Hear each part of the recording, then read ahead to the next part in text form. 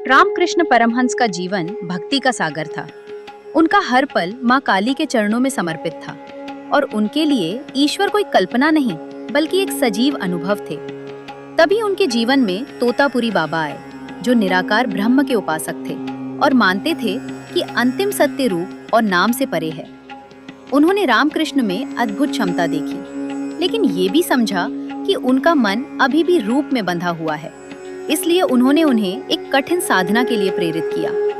तोतापुरी ने कहा कि यदि तुम्हें अंतिम सत्य पाना है तो हर रूप को पार करना होगा, यहाँ तक कि उस रूप को भी जिसे तुम सबसे अधिक प्रेम करते हो। ये रामकृष्ण के लिए सबसे कठिन बात थी, क्योंकि माँ काली उनके लिए सब कुछ थी। फिर भी उन्होंने गुरु की आज्ञा मानकर ध्यान में बैठना स्वीकार किया।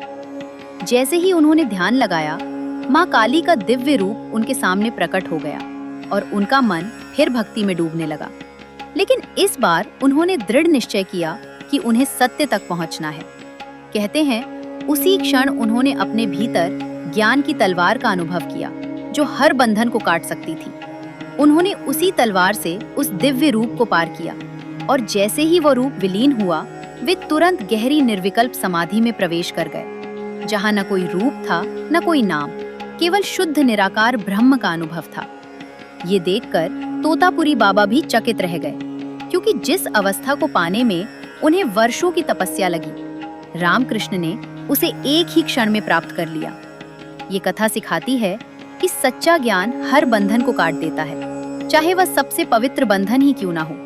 और अंततः भक्ति और ज्ञान दोनों एक ही परम सत्य तक पहुंचने के मार्ग हैं।